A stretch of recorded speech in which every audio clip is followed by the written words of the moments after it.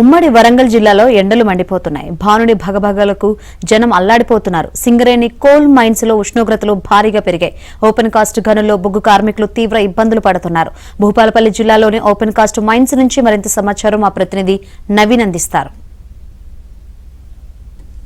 ఉమ్మడి వరంగల్ జిల్లాలో ఎండలు దంచి కొడుతున్నాయి.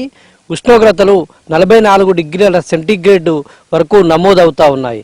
అయితే ఉమ్మడి జిల్లాలోని మైదాన ప్రాంతాలు అంటే మహబూబాబాద్, వరంగల్, హన్మకొండ, ఇటు జనగామది ఒక రకమైనటువంటి పరిస్థితి అయితే భూపాలపల్లి జిల్లా ములుగుది మరో రకమైనటువంటి పరిస్థితి. ఇక్కడ గోదావరి పరివాహక ప్రాంతం ఉంటుంది, కోల్డ్ బెల్ట్ ఏరియా ఉంటుంది. కోల్డ్ బెల్ట్ ఏరియాలో ఎండలు దంచి కొడుతున్నాయి, విపరీతమైనటువంటి ఉష్ణోగ్రతలు నమోదవుతున్నాయి. మనం చూడవచ్చు, సింగరేణి కార్మికులు మనం చూడవచ్చు, మాట్లాడించేటువంటి ప్రయత్నం చేద్దాం.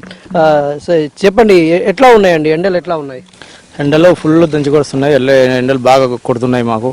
మాకు సల్లా ప్యాకెట్లు ఇస్తున్నారు. ఇప్పటి వరకు అయితే మాకు పనికైతే ఏమీ ఆటంకం అయితే ఇప్పుడు లేదు.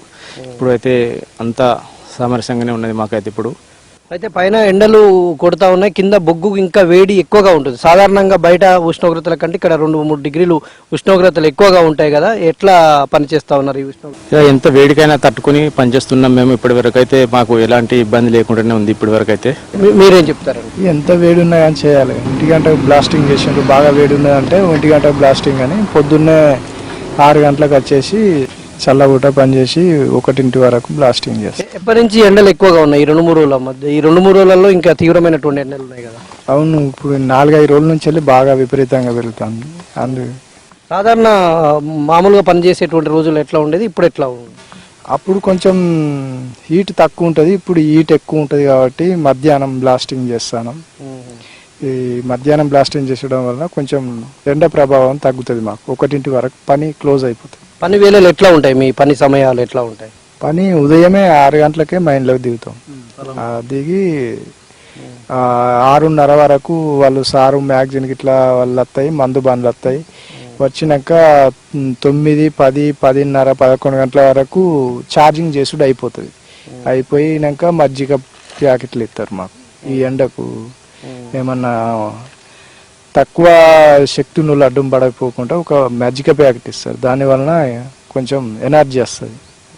అట్లా మజ్జిగ ప్యాకెట్లు ఇస్తారు. ఆ మజ్జిగ ప్యాకెట్లు ఇచ్చినాక కొద్దిసేపు అయినాక మళ్ళీ బాధకు సెంట్రీలు బ్లాస్టింగ్ టైంలో సెంట్రీకి పోతాం. అక్కడ ఎవరిని లేకుండా చూస్తాం. చూసి ఎవరు లేరని మేము మా ఓవర్మెన్ చెప్తే మా ఓవర్మెన్ బ్లాస్టింగ్ ఇన్ఛార్జ్ చెప్తారు. అప్పుడు బ్లాస్ట్ చేస్తారు. బ్లాస్టింగ్ జరుగుతుంది. సాధారణంగా గనుల లోపలనేమో కొంత ఎండ వేడిమి తగలదు.